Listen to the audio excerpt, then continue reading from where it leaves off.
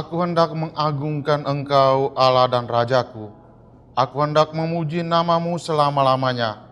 Aku hendak memuji Engkau hari demi hari dan mengagungkan nama-Mu selama-lamanya. Agunglah Tuhan dan sangat terpuji, kebesarannya tak dapat diduga. Angkatan demi angkatan memuji karya-Mu dan merayakan perbuatan-Mu penuh kuasa. Para Bapak Uskup, para Bapak dan Ibu, para imam, biarawan, biarawati, umat beriman sekalian, di mana saja Anda berada. Katekesi keluarga kali ini bersama Uskup Maumere, Monsinyur Edwaldus Martinus Seduh.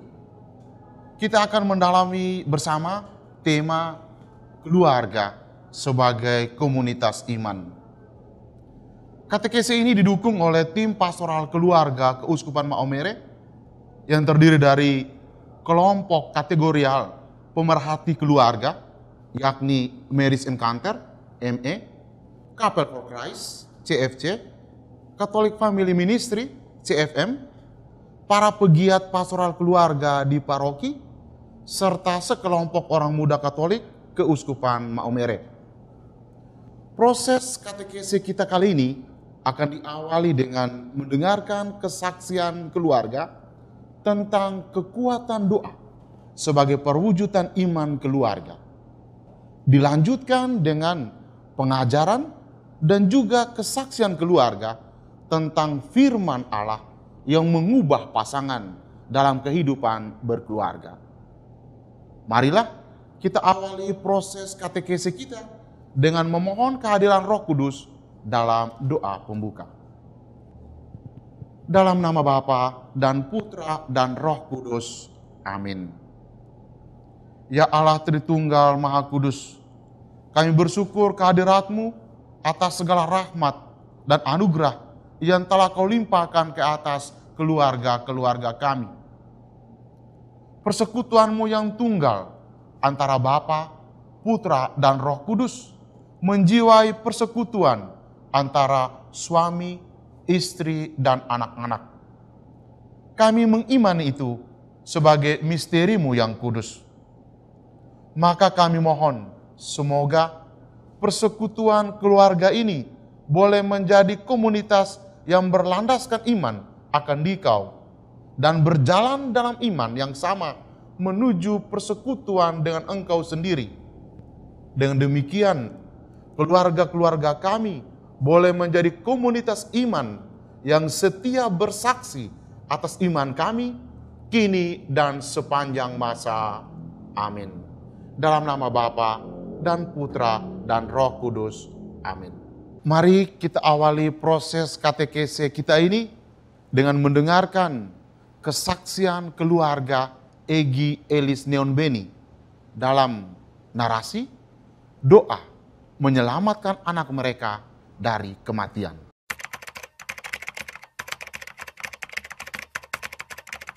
Masih teringat dalam bayangan saya, Kamis 14 September tahun 1999, Yoven yang hendak mengambil biji jagung di tempat penyimpanan biji jagung yang terletak di ruang makan telah menanti seekor ular berbisa. Ketika tangannya terulur untuk mengambil biji jagung, terjadilah pagutan pada tangannya. Saat itu anak kami Yoven sedang berada bersama om, tante, dan omanya di kampung Baluele. Pertolongan pertama telah dilakukan dengan meminta tolong seorang saudara di kampung yang katanya punya kemampuan untuk menolong korban pagutan ular berbisa.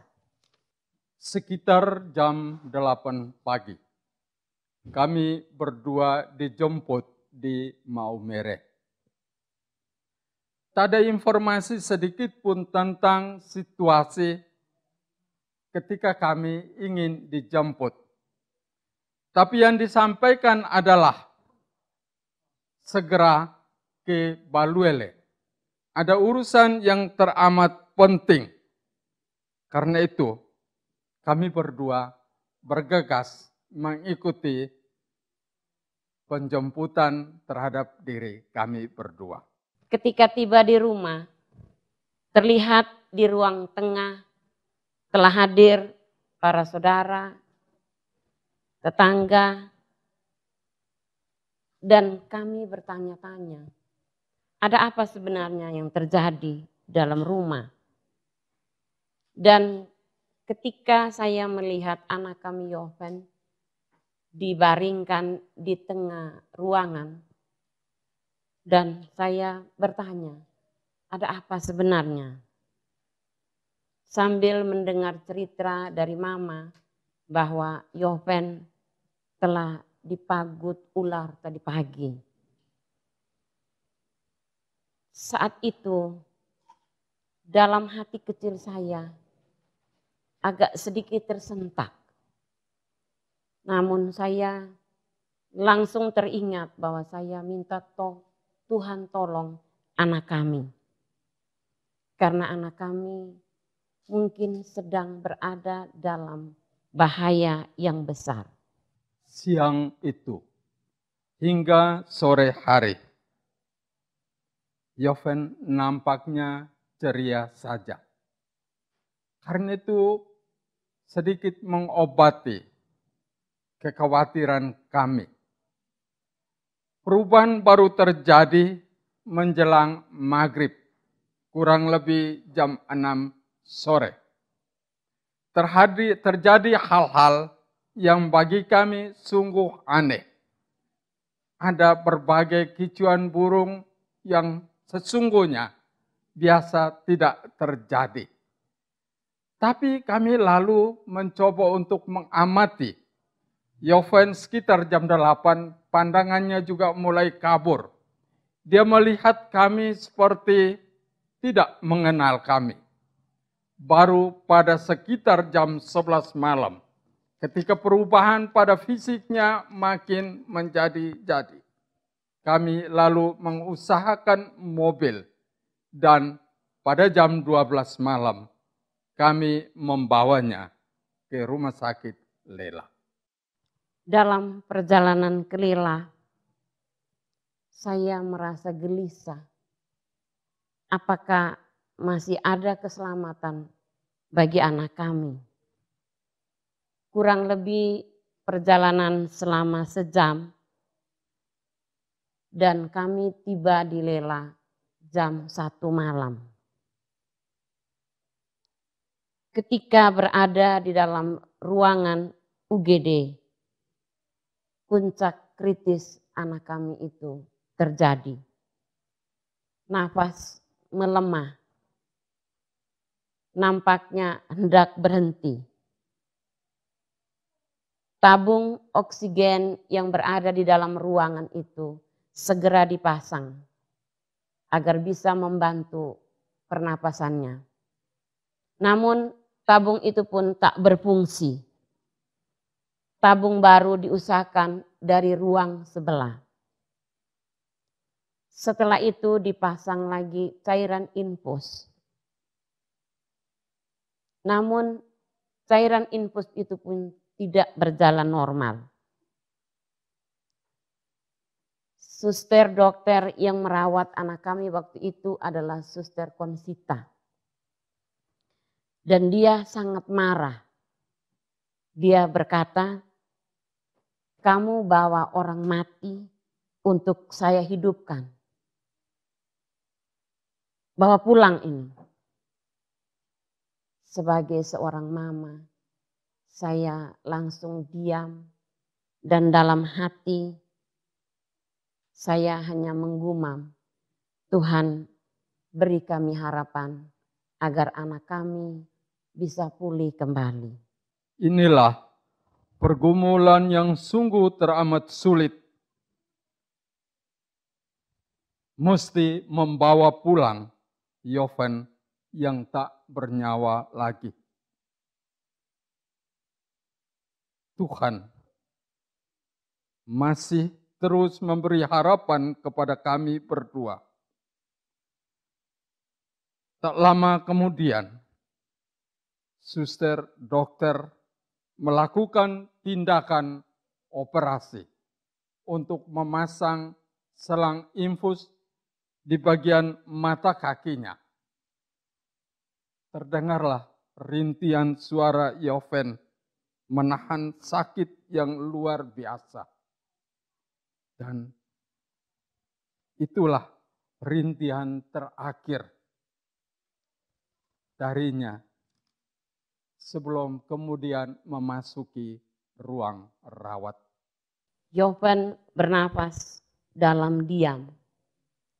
Sesekali cairan yang keluar dalam bentuk darah, dan menurut petugas medis, ginjalnya sudah keracunan melampaui ambang batas normal. Badannya terus membesar hingga di hari yang ketiga nampak rata di saat penghujung maut. Kami berdua dan semua keluarga masih yakin bahwa ada harapan. Dan dialog dengan Yesus dan Bunda Maria tetap kami lakukan. Saat itu kami berangkat ke Pisung Fatima mengunjungi Bunda Maria. Siang itu, ketika suster dokter Song Konsita meminta untuk bertemu dengan kami, berkonsultasi medis tentang perkembangan Yoven di hari yang ketiga.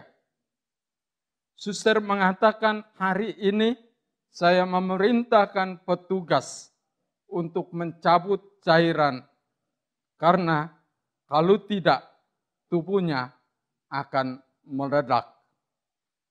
Saya lalu meminta suster dokter, apakah ada kemungkinan untuk rujuk ke Denpasar atau Surabaya? Suster Konsita mengatakan, saya tidak menjamin dia hidup. Kemudian saya terdiam. Lalu saya mengatakan pada suster, Yoven adalah pemberian Tuhan untuk kami berdua didik dan asuh. Tapi jika Tuhan menghendaki agar nyawanya terambil saat ini, apa daya kami? Karena itu, seluruh urusan sehat atau mati kami serahkan dalam pengobatan suster dokter Konsita. Siang itu pun kami berdua mengunjungi Bunda Maria di Pisung Fatima dengan membawa semua beban hati kami. Kami bersujud di bawah kaki Bunda. Tak ada doa yang terucap, hanya tetesan air mata. Air mata kepedihan seorang ibu yang takut kehilangan buah cintanya. Ketika mengunjungi Bunda Maria, kami pun membawa secari kapas dan kami oleskan pada kaki Bunda Maria sebagai oleh-oleh untuk kami bawa pulang untuk mengolesi badan anak kami yang sakit. Kapas yang kami bawa pulang, kami campurkan dengan segelas air.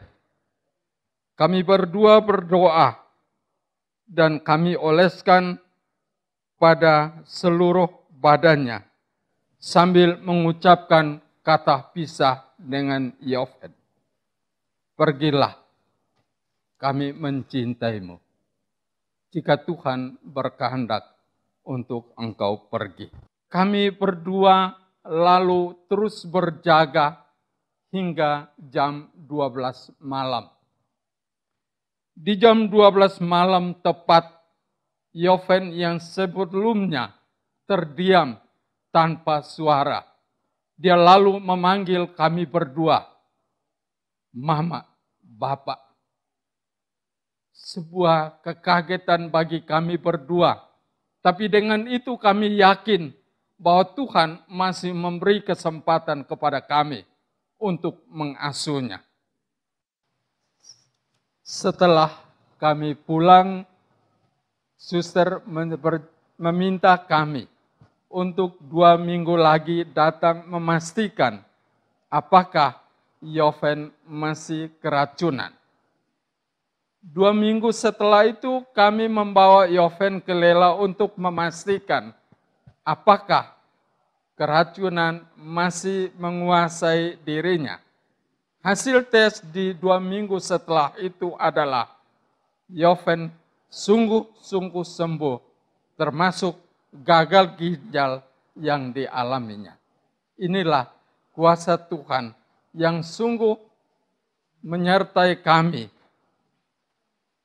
Terpujilah Dia yang senantiasa menuntun kami di jalan yang benar.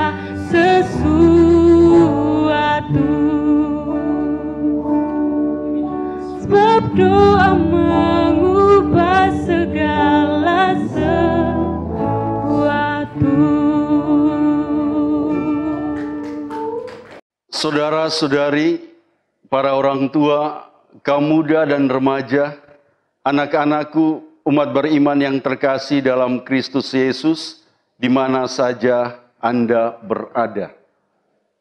Salam jumpa bersama saya, Uskup Edwaldus Martinus Seduh dari Keuskupan Maumere. Katekese bulan keluarga di hari ke-22 ini bertemakan keluarga sebagai komunitas iman. Di hari-hari menjelang kelahiran Sang Juru Selamat di tengah keluarga, kita diajak untuk melihat kembali betapa sentralnya peran keluarga dalam hubungannya dengan keselamatan manusia. Allah sendiri memilih keluarga sebagai tempat pertama Dia hadir di tengah dunia dalam peristiwa inkarnasi. Ini berarti keluarga sungguh sangat berarti dalam seluruh rencana keselamatan Allah bagi dunia. Saudara dan saudariku yang terkasih, narasi kesaksian keluarga Katolik yang baru saja kita dengar mengajarkan kepada kita tentang betapa dahsyatnya kekuatan doa sebagai perwujudan relasi yang akrab antara keluarga dengan Tuhan. Inilah salah satu contoh narasi iman keluarga Katolik dalam dunia dewasa ini. Berbicara tentang komunitas iman, itu berarti kita berbicara tentang gereja.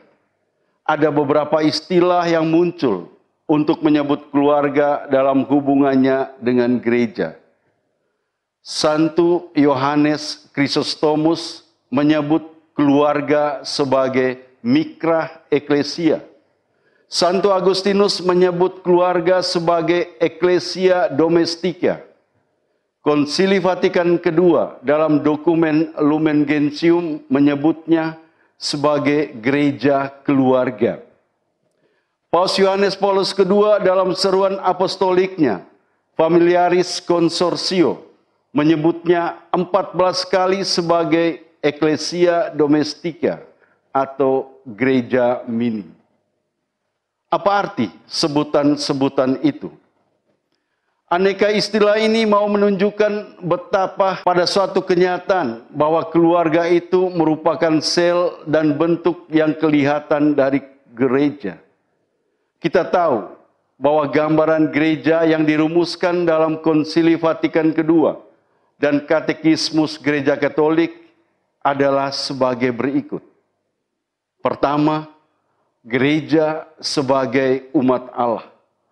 Gereja menjadi suatu keluarga yang dikumpulkan bersama oleh kesatuan Allah Bapa, Allah Putra, dan Allah Roh Kudus. Umat itu berasal dari Bapa, kepalanya adalah Yesus Kristus. Tanda khusus adalah martabat anak-anak Allah. Hukumnya cinta kasih, misinya adalah menjadi garam dan terang dunia. Dan tujuan akhirnya adalah kerajaan Allah. Umat Allah ini mengambil bagian dalam tugas imamat Yesus Kristus untuk mempersembahkan kurban rohani. Mengambil bagian juga dalam tugas kenabian Kristus untuk memberikan kesaksian iman dalam hidup mereka, serta mengambil bagian dalam tugas rajawi untuk memberikan pelayanan sebagaimana Kristus melayani. Inilah 3 tugas perutusan Kristus yang diemban oleh umat beriman oleh karena martabat baptisan yang diterimanya, yakni sebagai imam, nabi, dan raja. Yang kedua, gereja sebagai tubuh Kristus. Orang yang beriman pada Kristus membentuk satu tubuh dalam perbedaan peran para anggotanya. Sebagai tubuh, anggota, gereja dikepalai oleh Kristus sendiri. Kepala dan anggota membentuk pribadi mistik yang satu dan sama. Yang ketiga, gereja sebagai mempelai Kristus. Kristus mencintai gereja dan mempersatukan gereja dengan dirinya dalam perjanjian abadi. Kristus menghendaki gereja untuk selalu bersatu dengannya dan patuh dalam cinta kasih dan kesetiaannya. Bedanya dengan gereja sebagai tubuh, kalau tubuh menekankan keanggotaan, sedangkan mempelai menekankan relasinya dengan Kristus. Yang keempat, gereja disebut sebagai kenisah Roh Kudus. Disebut demikian karena Roh Kudus tinggal dalam gereja. Roh Kudus membangun gereja dalam cinta kasih melalui sabda Allah, sakramen-sakramen, keutamaan-keutamaan, dan karisma-karisma. Karisma adalah anugerah khusus Roh Kudus yang diberikan kepada individu-individu untuk kebaikan kepada orang lain, kepada sesama, kebutuhan dunia, dan secara khusus untuk membangun gereja. Dengan demikian, keluarga dalam segala aspek hidupnya mewujud nyatakan kehidupan gereja. Ibu bapak, saudara-saudariku yang terkasih, sebagaimana gereja sejak zaman para rasul sudah menyadari panggilannya dalam mewujudkan kesejahteraan bersama.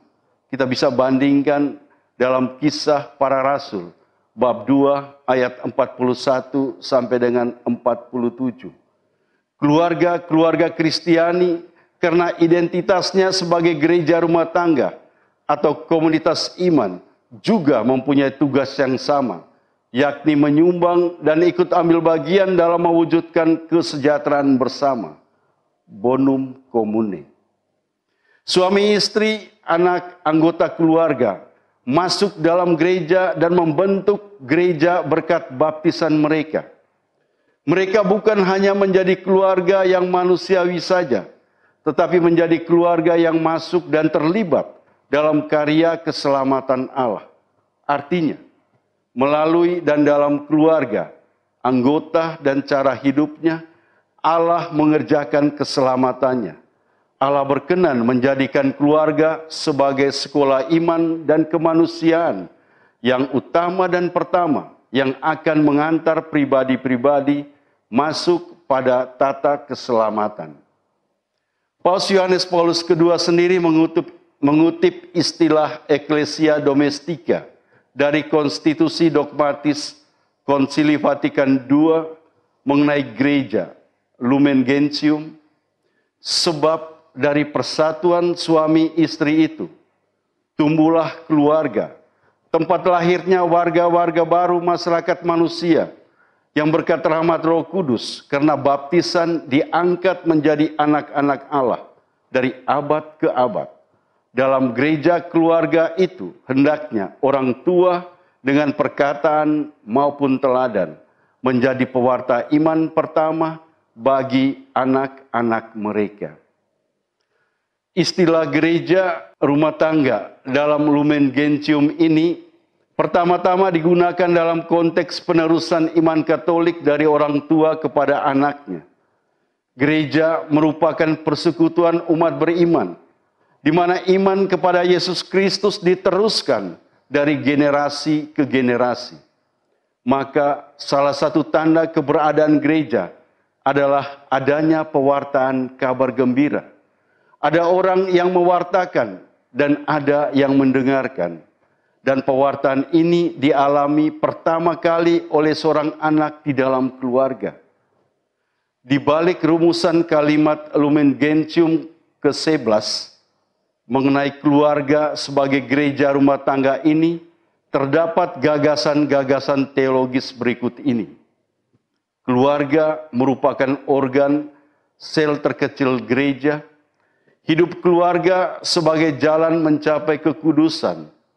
Cara pandang analogi keluarga sebagai gereja yang berimplikasi pada peran ayah sebagai pemimpin dan bertanggung jawab dalam hal pendidikan iman, seperti halnya tugas seorang uskup bagi keuskupannya. Sebagaimana iman tanpa perbuatan adalah mati, demikian juga tugas penerusan iman Kristiani dari orang tua kepada anak-anaknya juga menyinggung hubungan antara keluarga dan masyarakat. Keluarga disebut sebagai tempat lahirnya warga-warga baru masyarakat manusia. Maka wajah dan masa depan suatu masyarakat ditentukan oleh keluarga-keluarga. Jika keluarga-keluarga dapat mendidik dan membesarkan pribadi-pribadi yang berkarakter baik, maka mereka menyumbang sumber daya manusia yang dapat diandalkan untuk kemajuan masyarakat.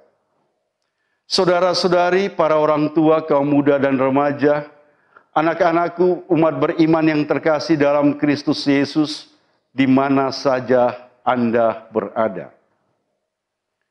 Dari mana munculnya gagasan bahwa keluarga-keluarga Kristen harus memberi sumbangan bagi kesejahteraan masyarakat?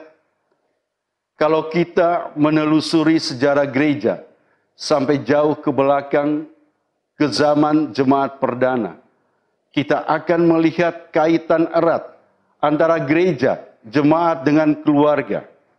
Pertama, pada zaman itu dapat dikatakan jemaat atau gereja itu tumbuh dalam basis keluarga. Orang-orang Kristen awalnya berkumpul di rumah suatu keluarga untuk berdoa, membahas kitab suci, mengadakan katekese, atau merayakan Ekaristi. Bandingkan Kisah Para Rasul bab 2 ayat 46. Paulus dalam perjalanannya seringkali singgah di rumah keluarga-keluarga Kristen.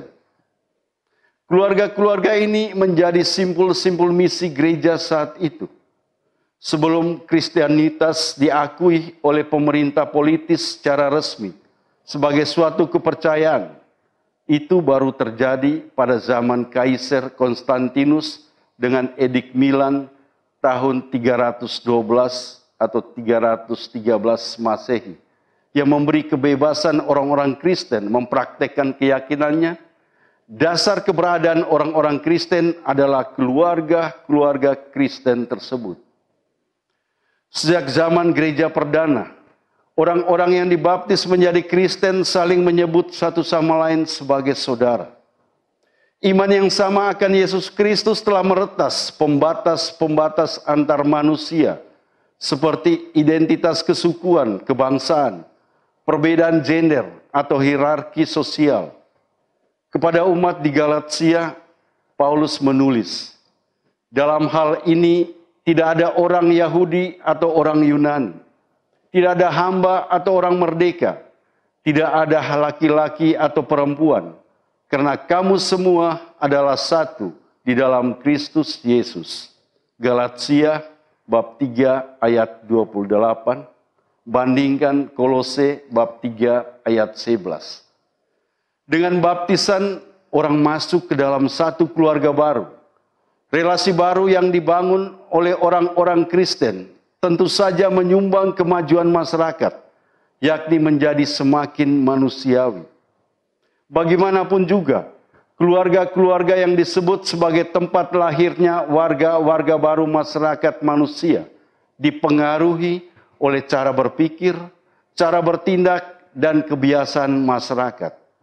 Ada hubungan timbal balik antara keluarga-keluarga Kristiani dan masyarakat. Selain itu, kita juga dapat mencermati bahwa hidup menggereja juga nampak dalam kehidupan keluarga dalam bentuk-bentuk yang sederhana, seperti perayaan iman terungkap dalam bentuk doa bersama, mengikuti perayaan Ekaristi bersama keluarga. Pengajaran iman berupa pengenalan akan Yesus. Persekutuan terungkap dalam adanya waktu untuk bersama dalam keluarga. Pelayanan yang terungkap dalam pekerjaan, sekolah, dan karya sederhana. Paus Yohanes Paulus II melihat keluarga bukan semata-mata area privat, melainkan suatu paguyuban yang misinya melampaui dirinya sendiri. Misi berarti apa yang dapat dan harus ia lakukan seturut dengan identitasnya. Yohanes Paulus II mendefinisikan keluarga sebagai komunitas hidup dan kasih yang mengemban 4 tugas utama yang masing-masing memiliki dimensi publik. Pertama, membentuk paguyuban pribadi-pribadi. Suatu keluarga terdiri atas suami, istri, anak-anak, dan kadang-kadang masih ada kerabat yang lain. Maka keluarga adalah persekutuan pribadi-pribadi. Keluarga mempunyai tugas untuk menghidupi kenyataan paguyuban ini dengan setia dan berusaha mengembangkan relasi yang otentik antar anggotanya. Prinsip dasar dari tugas ini adalah kasih. Tanpa kasih, keluarga tidak bisa berkembang menjadi suatu paguyuban. Kedua, keluarga bertugas melayani kehidupan. Orang tua mengemban tugas melayani kehidupan dengan cara mengasihi dan mengasuh membesarkan anak-anak mereka. Mempunyai anak baru merupakan langkah pertama. Selanjutnya, tugas mereka adalah pendampingan dan pendidikan. Ini mencakup tugas menanamkan nilai-nilai esensial kehidupan manusiawi, terutama nilai kesederhanaan. Nilai kesederhanaan menunjuk pada gaya hidup sederhana dan pemahaman bahwa kepemilikan barang-barang apa yang dimiliki tidak menentukan identitas manusia. Termasuk nilai-nilai esensial ini adalah Injil. Ketika orang tua mengajarkan Injil kepada anak-anak, mereka menjadi orang tua sepenuhnya. Karena mereka tidak hanya meneruskan hidup badania, melainkan juga hidup rohania. Ketiga, keluarga dipanggil untuk berpartisipasi di dalam perkembangan masyarakat. Keluarga tidak hanya berorientasi pada kebutuhan dan kesejahteraan dirinya sendiri. Ia dipanggil untuk terbuka pada kebutuhan dan perkembangan masyarakat. Peran keluarga bukan hanya dalam prokreasi dan edukasi generasi penerus, namun juga memenuhi peran sosialnya. Secara khusus, Yohanes Paulus II meminta keluarga-keluarga mempraktekkan hospitalitas, berbagi makanan atau tempat tinggal bagi mereka yang membutuhkan. Terlibat secara politis, maksudnya ikut serta ambil bagian dalam keputusan-keputusan publik dan mendukung transformasi masyarakat. Mempraktekkan preferential option for the poor, pilihan keberpihakan kepada yang miskin dan menderita. Semua ini adalah misi sosial gereja, sosial keluarga. Ini bukan bersifat opsional, fakultatif, tapi ini hal yang amat mendasar bagi identitas dan panggilan keluarga. Keempat, keluarga dipanggil untuk ikut ambil bagian dalam kehidupan dan misi gereja. Keluarga dipanggil untuk pengabdian demi membangun kerajaan Allah dalam sejarah, dengan cara berpartisipasi di dalam hidup dan misi gereja. Untuk memahami dengan lebih baik dasar, isi, dan ciri khas dari partisipasi ini, kita perlu melihat dengan teliti ikatan-ikatan penting yang menghubungkan gereja dengan keluarga Kristiani dan yang menjadikan keluarga sebagai gereja mini, Ecclesia Domestica, dengan cara sedemikian rupa sehingga keluarga dengan caranya sendiri menjadi gambaran yang hidup dan mewujudkan historis misteri gereja. Saudara-saudariku yang terkasih, secara ringkas, keluarga disebut sebagai Ecclesia Domestica atau gereja mini, karena dalam hidup berkeluarga ditampilkan hidup gereja dalam bentuk yang sederhana tapi mendasar. Dari sinilah kita bisa memahami dan menghidupi keluarga sebagai komunitas iman, di mana iman ditanam, dipelihara, bertumbuh, dan berbuah. Bagaimana mewujudkan keluarga sebagai komunitas iman? Gambaran gereja mini, Ecclesia Domestica. Pertama-tama, keluarga-keluarga perlu menyadari dengan lebih mendalam panggilan Tuhan atas hidup berkeluarga.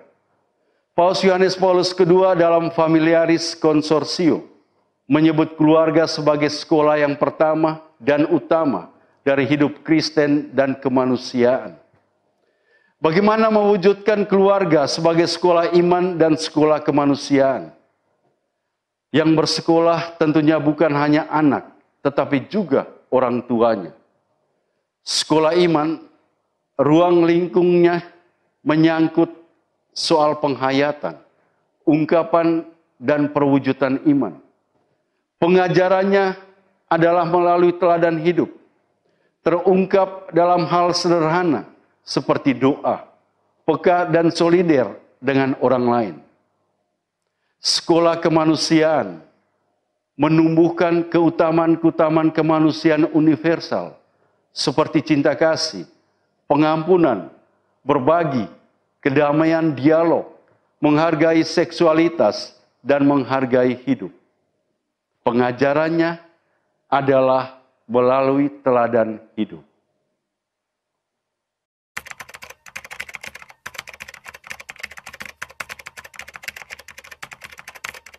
Firman-Nya mengubah hidup pasanganku. Saya menyadari bahwa Allah telah menetapkan dan memberkati perkawinan kami, tetapi tidak berarti bahwa kami akan baik-baik saja.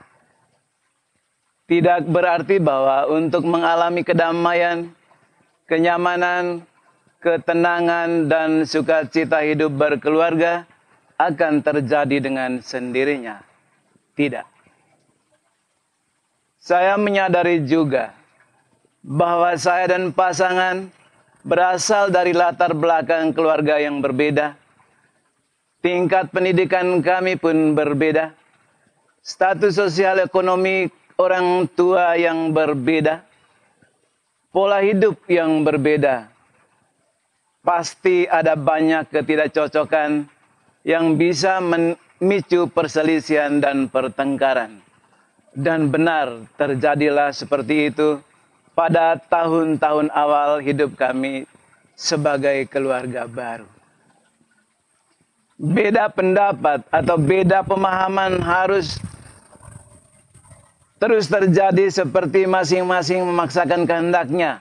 Apalagi kami memiliki latar belakang budaya yang berbeda. Inilah tantangan yang tidak kami hindari, melainkan kami hadapi bersama. Ketika anak pertama lahir, kami bersepakat untuk memulai hidup doa bersama-sama. Di samping tidak meninggalkan doa pribadi yang telah lama berjalan. Saya menyarankan bahwa ketika kita doa bersama, wajib mendengarkan sabda Tuhan melalui bacaan kitab suci. Karena tidak ada kalender liturgi, maka ketika hendak membaca, akan saya membuka kitab suci secara acak, didahului dengan doa. Tuhan, kami siap mendengarkan sabdamu. Bersabdalah, kami mendengarkan. Dan langsung buka kitab suci dan baca. Karena yakin sabda Tuhan itu memberi hidup, menyembuhkan, dan menguatkan, serta meneguhkan iman kami. Seperti kata Rasul Paulus dalam suratnya kepada jemaat di Roma, jadi iman timbul dari pendengaran, dan pendengaran dari firman Kristus. Saya sangat yakin bahwa dengan mendengarkan firman Tuhan, iman akan timbul di dalam roh kita. Dan kita menerima iman itu sebagai milik kita dan memahami arti iman itu. Sebagaimana ditegaskan Rasul Paulus, iman adalah dasar dari segala sesuatu yang kita harapkan dan bukti dari segala sesuatu yang tidak kita lihat. Ada satu peristiwa yang sangat mencerahkan dan meneguhkan, yang menjadi titik awal yang sangat berarti dalam seluruh hidup kami sekeluarga. Kami sangat yakin bahwa Tuhan benar-benar hadir dalam doa-doa kami, mendengarkan seruan dan bersabda kepada kami sesuai situasi yang kami hadapi. Yaitu suatu hari di tahun 1998, saya lupa tanggalnya, kami mengalami kesulitan cukup serius. Yaitu kami kehabisan beras. Maklum kami berdua sebagai ASN, tetapi kami adalah pegawai kecil, gaji juga kecil. Nasi untuk makan siang hari itu adalah sisa beras terakhir, dan esok kami tidak ada makanan lagi. Uang pun tidak ada karena belum gajian, masih harus menunggu beberapa hari lagi. Pasangan saya mengomel, mengeluh, muka marah tidak karuan. Penghuni rumah kami ketika itu cukup banyak karena adik saya 2 orang dari Lembata melanjutkan sekolahnya di Maumere. Dan ada juga mama saya yang menjaga anak kami yang pertama dan telah berusia 2 tahun. Saya hanya bisa diam. Untuk makan malam masih ada singkong pemberian orang tua pasangan saya.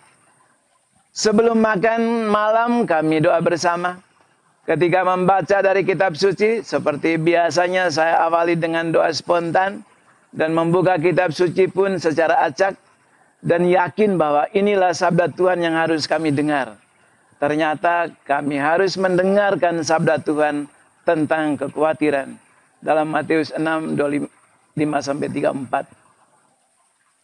Setelah doa bersama, saya perhatikan semua pada senyum, terutama pasangan saya, yang sejak siang harinya menunjukkan ekspresi wajah yang tidak bersahabat. Sekarang senyum namun kecut. Saya mengatakan kepada semua penghuni rumah bahwa Tuhan akan menyiapkan bagi kita makanan untuk hari-hari selanjutnya. Jadi jangan cemas akan apa yang kita makan atau minum. Entah dengan cara apapun, Tuhan pasti buka jalan bagi kita. Keesokan harinya, pasangan saya yang bekerja pada kantor dinas pertanian Kabupaten Sika pulang kerja dengan riang gembira. Ternyata biaya perjalanan dinasnya yang dijalankan pada beberapa bulan yang lalu telah dibayar.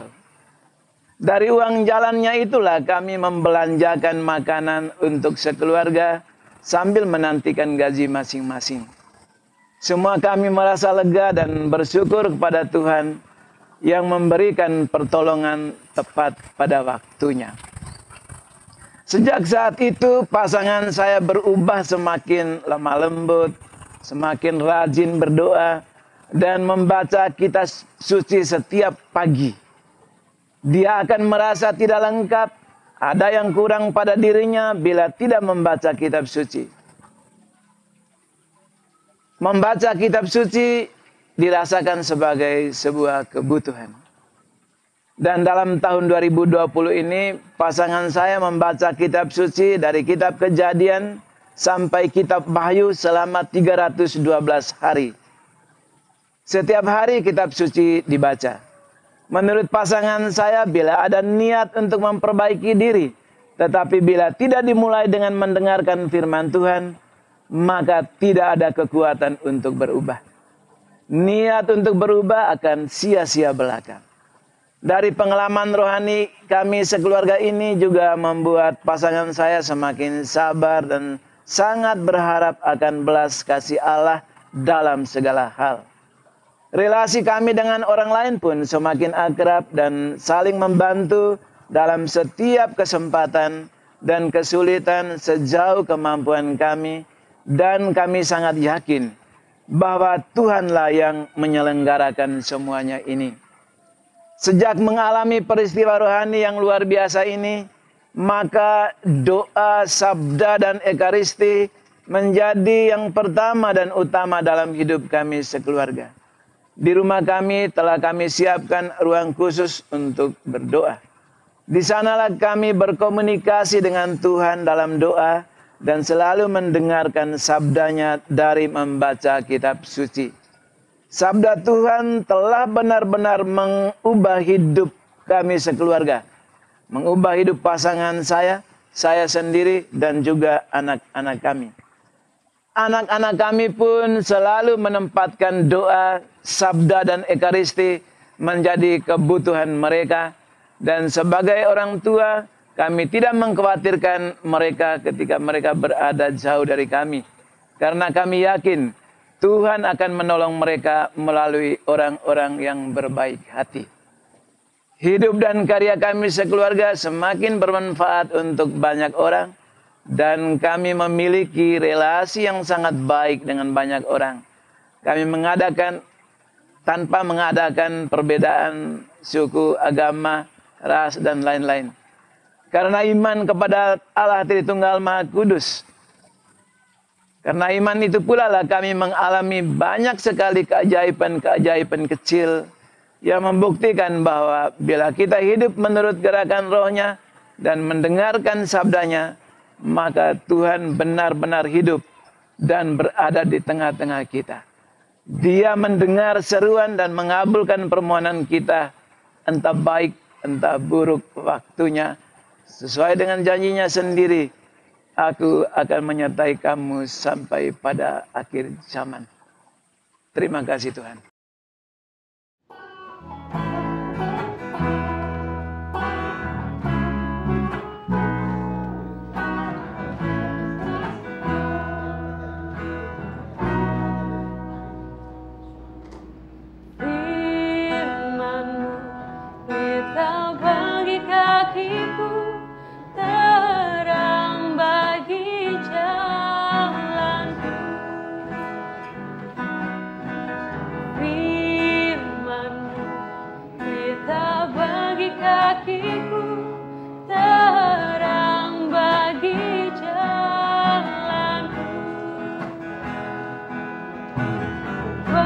Ku bimbang dan hilang di jalanku, tetaplah kau di sisiku. Takkan ku takut asal kau di dekatku, besertaku selamanya.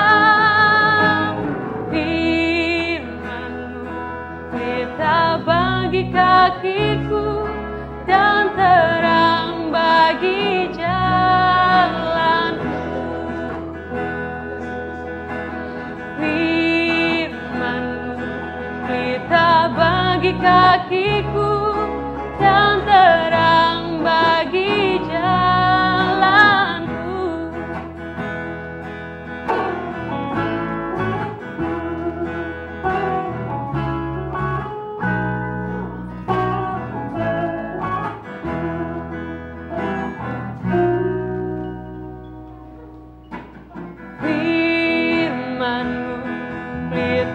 Bagi kakiku dan terang bagi jalanku. Firman-Mu pelita bagi kakiku dan terang bagi jalanku. Saudara-saudaraku, para orang tua, para remaja dan kaum muda, serta anak-anakku yang terkasih. Landasan bangunan keluarga sebagai komunitas iman adalah relasi yang akrab, mesra dengan Tuhan. Perwujudan relasi itu terungkap dalam doa dan dialog yang jujur dengan Tuhan sendiri.